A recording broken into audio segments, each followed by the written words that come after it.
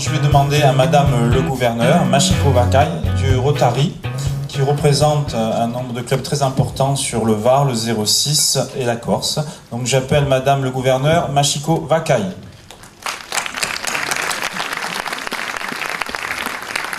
Je suis vraiment émerveillée de voir tant de personnes qui essayent de comprendre ce que c'est cet handicap. Le Rotary un petit peu, est-ce que vous connaissez un peu le Rotary? J'espère. Oui. C'est un mouvement qui est né il y a 112 ans à Chicago, aux États-Unis. Vous vous rendez compte, Chicago, aux États-Unis, c'était un jeune avocat.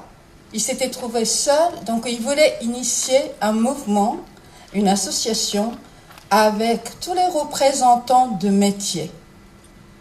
Et du fil aux aiguilles, nous sommes devenus un réseau, quelque part, des professionnels qui mettent au service de l'humanité nos compétences professionnelles.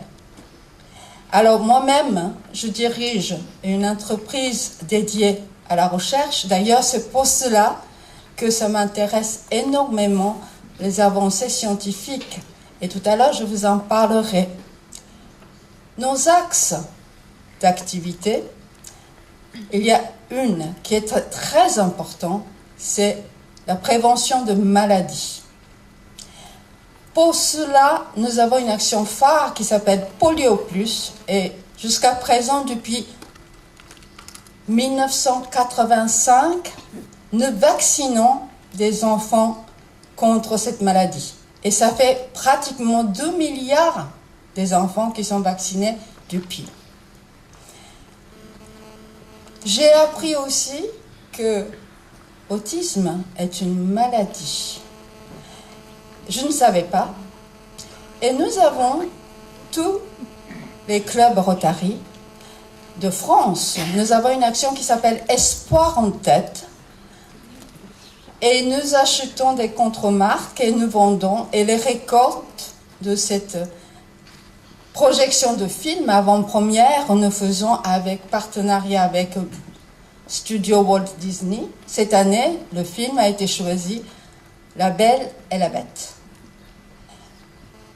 Ça a été déjà réalisé. Je pense que nous avons atteint au-delà de 1 million d'euros comme bénéfice. Et ces sommes tous sont investies en forme de subvention pour les centres de recherche qui effectuent la recherche sur les maladies de cerveau. Au départ, c'était Alzheimer, etc. Mais aujourd'hui, il y a une équipe qui travaille à Marseille. Et leur recherche, c'est de comprendre quel est le fonctionnement du cerveau. Et à travers cela, ils ont compris qu'il y a une certaine relation avec une partie du cerveau qui commande les mouvements, etc.